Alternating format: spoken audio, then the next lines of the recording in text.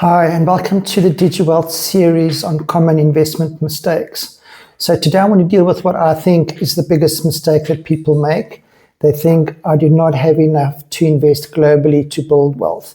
They think investment's only for rich people, but hopefully during the session I can help you understand that even with a small amount, taking two things into consideration, you can build significant wealth over your lifetime. What are those two things? The first one is a concept of compounding, which I'll show you in a simple mathematical equation. And the second one that's important is time in the market. So let's assume you're an investor. On day one, you have 100 Rand. You invested 100 Rand into a fund, and the fund returns 10% for the year. At the end of the year, your value will be 110 Rand, which is your initial amount of 100, plus the 10% of 100, which is 10 Rand, which is 110 Rand. Now let's assume you keep on investing in year two. You now have 110 Rand that you invest in the market. The fund again does 10%. At the end of the year, you now have 11 Rand of profit. So you'll have the profit of the first year, which is the 10 Rand. You'll have the profit of the second year, which is 11 Rand. So your value of your fund will be 121 Rand. So I want you to note how the profit increased from year one when it was 10 Rand to year two when it was 11 Rand.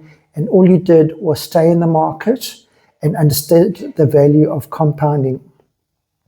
Now let's assume you stay invested in year three and again the fund does 10%.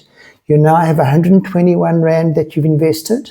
The fund does 10%, so it'll be 12 Rand 10 profit that you've made in year three. The overall value of your fund will now be 133 Rand and 10 cents.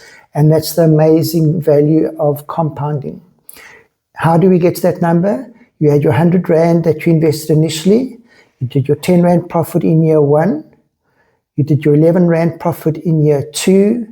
And you did your 12 Rand 10 profit in year three. So if you sum up the profit over the 3 years, it's 33 Rand and 10 cents. And all you did was two things. One is you stayed invested in the market. And secondly, you understood the concept of compounding interest. So you said to me, I want to retire a millionaire. How much should I invest each month? At a basic level, if you invest 750 Rand every month in a fund that does 10% per annum in 25 years, you will retire with R1 million in your bank account. That shows you the power of compounding and the power of staying invested in the market.